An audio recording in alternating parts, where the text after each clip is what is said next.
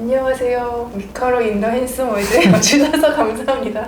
오늘은 제 친구이자 아티스트이고 그 다음에 을지로 전문가인 대웅 작가님을 모시고 여러분과 함께 핸섬한 미술 세계에 대해서 공유를 한번 해보려고 합니다. 나와주셔서 감사합니다. 핸섬이라고 하시니까 잘못 나온 것 같은데. 아니요, 적합해. 자기소개 간단히 해주세요. 네, 안녕하세요. 저는 강제적으로 핸섬 해줘야 하는 요구를 받게 된 요구를 받게 된 고대웅이라고 합니다. 저는 작가로도 활동을 하고 있고 그리고 기획자로도 활동을 하고 있는 상황입니다. 네, 있습니다. 네. 근데 그 작가님은 아티스트, 예술가 전시도 직접 하시잖아요. 네. 전시부터 시작해서 그 다른 예술가들을 의 전시를 기획하시기도 하시고, 그 다음에 아키비스트로서 을지로의 모든 히스토리부터 시작해서 모든 정보를 다 아카이브하고 계시잖아요. 그리고 또 진파식 신당이라는 또 새로운 형태의 바도 만들어서 또 운영하고 계시고 여러 가지 일들을 하고 계신데 네. 그거에 대해서 조금 간단히 조금 더 말씀을 해주시겠어요?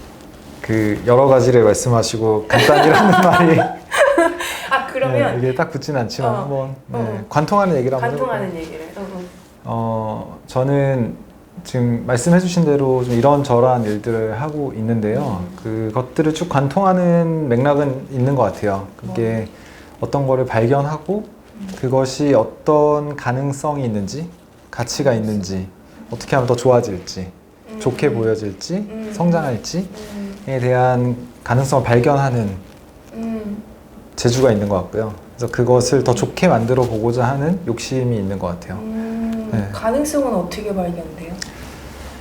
방법론적인 거는 관심을 가지고 들여다보는 것에부터 시작을 하는데요. 그게 어떤 지역일 수도 있고 또 어떤 현상일 수도 있고 어떤 사람일 수도 있는 것 같아요. 그래서 작가들하고 만남을 통해서 그 작가가 하는 작업들 또 지금 하고 있는 방향들을 봤을 때 이 예술가가 이런 시각을 갖고 있고 이게 장점이구나.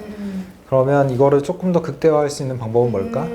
또 전시라는 형식을 통해서 이걸 보여줘야 될 텐데 어떤 식으로 보여주면 더 좋을까에 대한 설계하는 걸 즐기는 것 같고요. 그리고 그것이 결과적으로 드러났을 때 그것들이 온 관객들 혹은 그 전시나 그 작가에 관심 있는 사람들을 통해서 가능성이 실현되어졌을 때 되게 만족감을 느끼는 것 같아요. 그럼 본인이 예술가로 활동할 때보다 네. 그렇게 뭔가 누군가의 잠재성을 발굴해서 그거를 극대화시켜서 누군가한테 보여줬을 때 더 쾌감이 있나요? 그 극대화라는 게 사실 재원이 많을수록 극대화가 되긴 하는데 있는 선에서 일단 그 최상을 보여주는 정도인 상황이긴 경우가 많고요. 물론 항상 예산은 부족하니까. 맞아. 너무 부족해. 네, 그래서 그게 제가 작업을 할 때 그리고 제가 예술가를 만날 때 혹은 제가 어떤 지역을 만날 때 그게 다 관통하는 것 같아요. 그래서 제 역할이나 포지션이나 제 정체성을 묻는다면 저는 예술가로서 그걸 한다라고. 예술가로서 한다? 네, 제 예술 작업의 일환으로 그런 것들이 진행된다라고 저는 생각을 하고 있어요.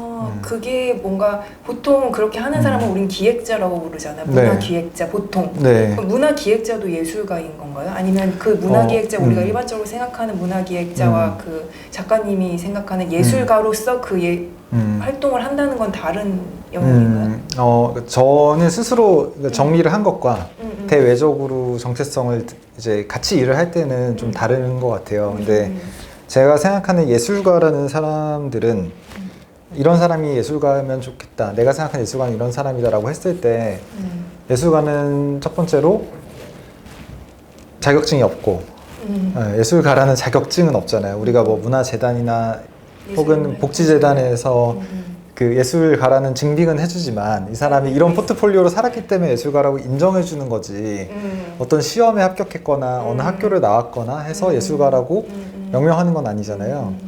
그래서 예술가라는 사람은 그 궤적이 뭔가를 어떤 일을 하냐를 봤을 때 뭔가를 발견하고 그 안에서 할 얘기를 찾아내고 그것을 소통 가능한 형태로 가공해내는 사람인 것 같아요.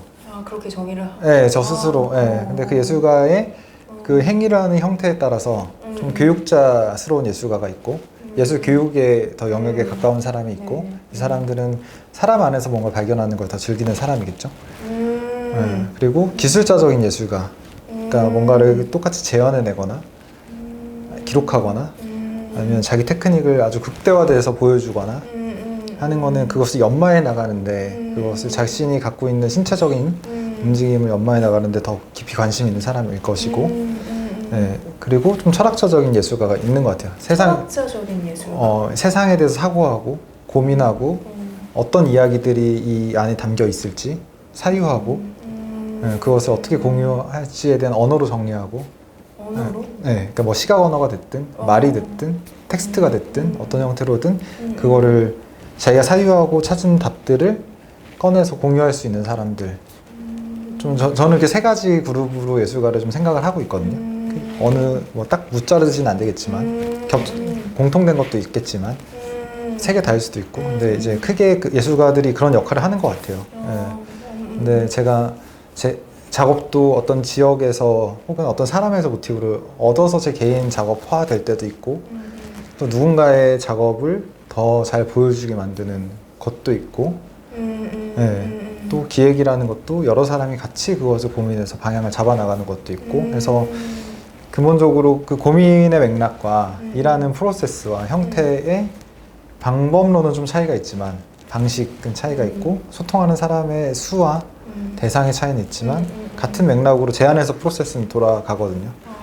크게 뭐 정체성의 혼란을 느끼거나 이런 경우는 사실 없나요? 그거를 많이 느꼈죠.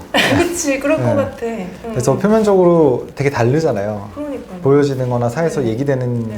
정체성이 달라서 그런 것에 대해서 고민을 많이 했었고 내가 하고 싶은 거는 작가인데 근데 내가 하고 있는 일은 기획 일을 많이 하고 있고 해서 그것이 충돌했던 지점도 많이 있었죠. 어땠어요? 그래서 어떻게 풀었어요, 그걸? 그거를 스스로?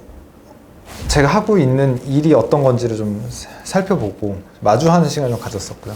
네, 그래서 이게 크게 다르지 않다는 걸 알게 됐을 때 이후에 이 경험과 경력을 어떻게 써야겠다는 것이 조금 확신이 섰을 때 좀 정리가 됐어요. 네.